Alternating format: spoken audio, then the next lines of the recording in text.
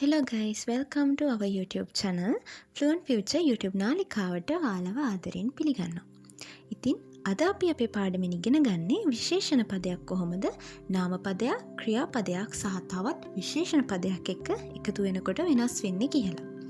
එදා පාඩමෙන් මම ඔයාලට කියලා දුන්නා වර්තමාන කාල, අතීත කාල සහ ඒවත් එක්ක කොහොමද මේක ඇත්ත නැත කියලා වෙනස් වෙන්නේ කියලා. ඔන්න අද කියලා දෙන්නේ විශේෂණ පදේ නාම පදයක්, ක්‍රියාපදයක් සහ තවත් විශේෂණ පදයක් එක්ක එකතු වෙද්දී වෙනස් වෙන්නේ කොහොමද කියලා. අපි පාඩමට යමු. මුලින්ම මම දීලා තියෙන ඔයාලට මේෂයක් එක. ඒ කියන්නේ නාම පදයක් එක කොහොමද ඊ විශේෂණයක් එකතු වෙද්දී හැදෙන්නේ කියලා. මේක හරිම සරලයි. එදා දෙස් එක්ක කියලා දුන්නා වගේමයි ඊ අකුර ඉවත් වෙන්නේ නැහැ. ඒ කියන්නේ විශේෂණ පදයට අයත් ඊ අකුර ඉවත් වෙන්නේ නැහැ. ඒ විදිහටම තියෙනවා. ඒත් එක්ක ඒක ළඟින් නාම පදය එකතු වෙනවා. ඒ විදිහට තමයි නාම පදයක් එක්ක විශේෂණ පදයක් එකතු වෙන්නේ. මම ඔයාලට උදාහරණ දීලා තියෙනවා. ඕකි. ඕකි කියන්නේ විශාලයි. ඕකි විශාලයි. උචි. උචි කියලා කියන්නේ නිවසට අපි කියනවා. දැන් මට කියන්න ඕනේ මෙතන උදාහරණ මම දීලා තියෙන්නේ විශාල නිවසක්. විශාල නිවස කියලා කියන්න තමයි මේක ඕනේ. එතකොට අපිට අවශ්‍ය වෙනවා විශාලයි කියන අපි දන්නවා ඕකි නිවසට නම් උචි. එතකොට ඊ අකුර ඉවත් වෙන්නේ නැහැ විශේෂණ පදේ. නිකම්ම දෙක එකතු කරන්න තියෙන්නේ ඕකි උචි. ඒක සරලයි. ඊළඟට මම උදාහරණ දීලා තියෙනවා අතරශී හොන්. ඒ කියන්නේ අලුත් පොත. අලුත් පොත කියලා කියදී අතරශී කියන්නේ අලුත්. අලුත් එක විශේෂණ පදය අතරශී. හොන් කියන්නේ නාම පදය. පොතට අපි ජපන් භාෂාවෙන් කියන්නේ හොන් කියලා. එතකොට අතරශී හොන්. ඒකෙත් කිසිම වෙනසක් වෙන්නේ නැහැ. වචන දෙක එකට එකතු වෙනවා මේ විදිහට. ඔන්න ඔය විදිහට තමයි විශේෂණ පදයන් නාම පදයක් එක්ක එකතු වෙන්නේ. ඊළඟට තියෙනවා මේ විශේෂණයක් තවත් විශේෂණ පදයක් එක්ක එකතු වෙන්නේ කොහොමද කියලා. මේක චුට්ටක් සංකීර්ණයි. අපි බලමු කොහොමද හැදෙන්නේ කියලා. මුලින්ම මේ විශේෂණයට අයත් ඊ අකුර ඉවත් කරගන්නවා. ඊළඟට අපි කුත්තේ කියන වචනය එකතු කරනවා. කුත්තේ. කුත්තේ කියන වචනය එකතු කරනවා. ඊළඟට අපි ඊ හෝනා විශේෂණ පදය එකතු කරනවා. මේ විදිහට තමයි හැදෙන්නේ. අපි බලමු කොහොමද උදාහරණ වාක්‍ය හැදෙන්නේ කියලා. මම උදාහරණ වාක්‍ය ඔයාලට දක්වලා තියෙන්නේ අලුත් වගේම ලොකුයි විශාලයි කියලා. එතකොට ඒ වගේම අපි මේක මෙහෙමත් කියන්න පුළුවන් අලුත් වන අතර විශාල වේ.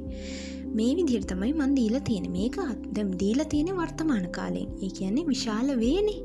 හැබැයි මේක අතීතයට එතකොට අතීතේ නැත විශාල නොවේ කියන්න මේ විදිහට මම ඔයාලට කලින් පාඩමෙන් කියලා දුන්නා.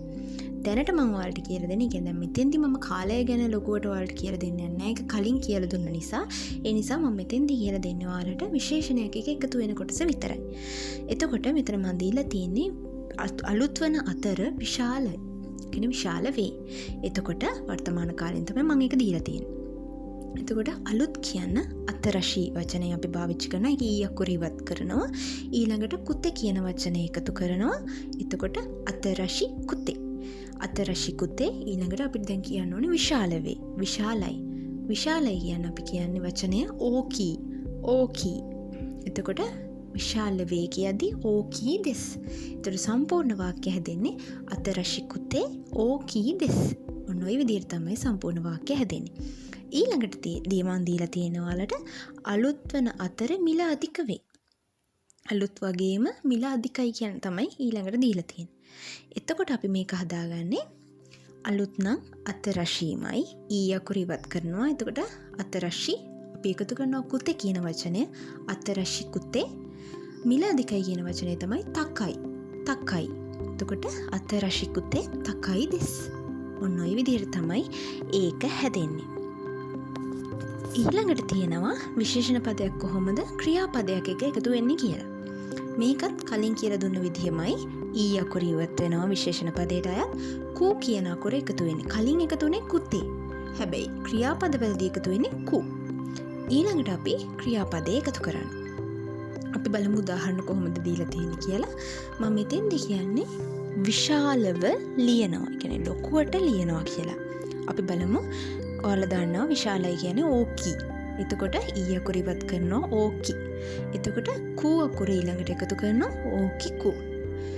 ලියනවට කියන්නේ කකිමස්. විශාලව ලියනවා නම් එතකොට ඕකිකු කකිමස්. ඊළඟට තියෙන්නේ ලේසියෙන් කියවනවා. ලේසියෙන් කියවනවා. අපි බලමු කොහොමද ඒක හැදෙන්නේ කියලා. යසෂි. යසෂි කියන්නේ ලේසි කියලා. එතකොට යසෂි ලේසි ඊ අකුර ඉවත් කරනවා. එතකොට යසෂි. ඊළඟට අපි එකතු කරනවා කෝ අකුර යසෂිකු. කියවනවට කියන්නේ යොමිමස්. යොමිමස්. යසෂිකු යොමිමස්. යසෂිකු යොමිමස්. ඔය විදිහට තමයි ක්‍රියාපද එක්ක විශේෂණ පද එකතු වෙන්නේ. අද පාඩමේ මම ඔයාලට කියලා දුන්නේ මේ විශේෂණ පදයක් කොහොමද ක්‍රියාපදයක් එක්ක නාම පදයක් එක්ක සහ තවත් ඊ විශේෂණයක් එක්ක එකතු වෙද්දී වෙනස් වෙන්නේ කියලා. ඊළඟ වීඩියෝ එකෙන් මම ඔයාලට කියලා දෙන්නේ නා විශේෂණ ගැන. එහෙනම් ඔබ සැමට සුබ දවසක්. සයෝනාරා. අන්තයි මෂෝ.